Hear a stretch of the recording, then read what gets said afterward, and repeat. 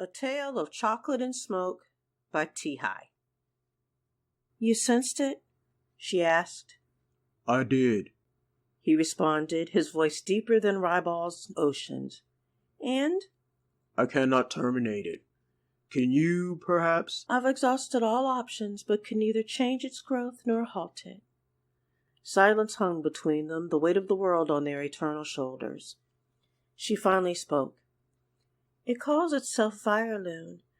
I believe I last sensed the extra month, cycle change rather, in Skiffy. As did I.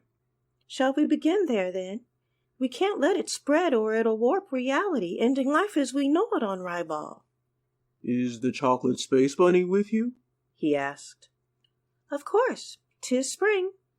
We'll meet you in Skiffy. They cut their mental connection. Sir Coco hopped into Skiffy, his marshmallow tail gently tapping the metallic ground. Beside him, his immortal mistress stood tall. Her green locks hung below her shoulders, flowing through the myriad flowers growing from her floor-length pearl gown. Their compatriot soon arrived. The Eternal's long gray beard overlaid his gold clock-covered tunic, a small hourglass hanging from the glowing belt. The group beheld the brightness of Skiffy, clothed in jewel tones. Silver astroturf and vegetation, tall pewter buildings, AI animals of various colors, faux chirping, chittering, growling. More than 25 feet off the ground, giant metal birds buzzed around, the continent's foot-tall inhabitants inside. There! Father Time pointed at a gigantic black goblin with a basilisk tail and bat wings hovering above a skyscraper. Viraloon has manifested as such a horrid creature. I'm not surprised, Mother Nature responded. What else would a forbidden 8th month look like? Viraloon hissed as it waved a tarry hand around. Thick smoke spelling the new month's name appeared and floated over the continent. Numbers indicating dates followed. The forbidden creature shrank a little, 1/4 of its essence gone. The trio raced to Viraloon, but it flew away lightning fast. Mother and Father attempted to vanquish the settling smog by blowing reality smoke to maintain the status quo, but the smog continued spreading. Thunder rolled, a chorus of trumpets heralding the end. Lightning flashed, splitting the sky. Zercoco piped up, his gumdrop nose twitching. I shall nibble on Viraloon's name and dates. My cosmic power may slow the spread. Quickly, Father Time urged, his fiery eyes on the sky. He grasped the hourglass, willing time to slow.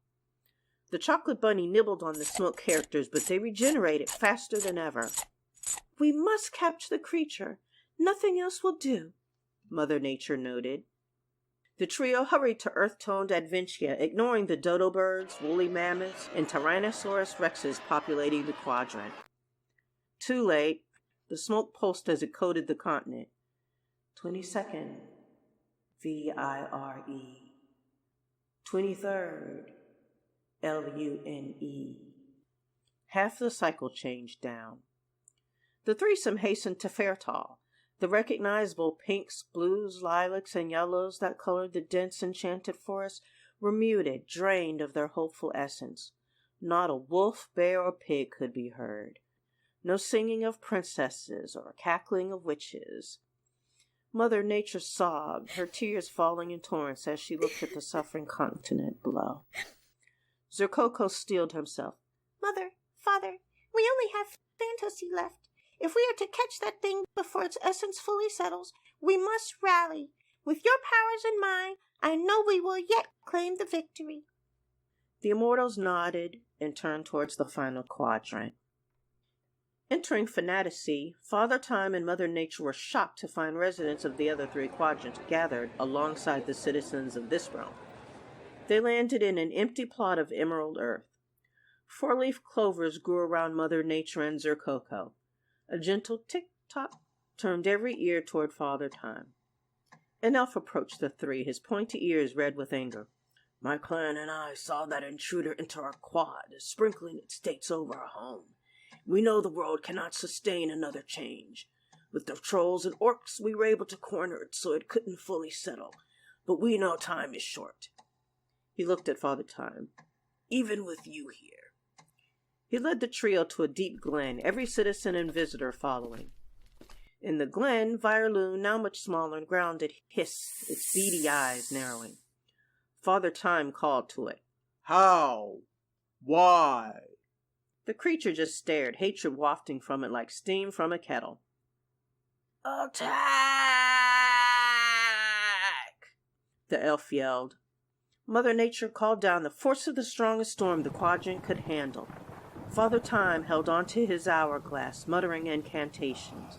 The elves, trolls, orcs, and other warriors threw spears and torches, shot bows and arrows, fired laser guns and nanorays. The witches yelled spells. Princesses sang songs of triumph. Animals charged. And Zerkoko nibbled every smoky date and letter Viraloon threw, though they continued replicating.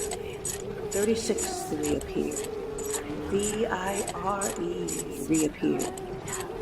Finally, the barrage ended, and still the creature lived, flinging more of its essence even as it continued shrinking. 37. L-U-N-E.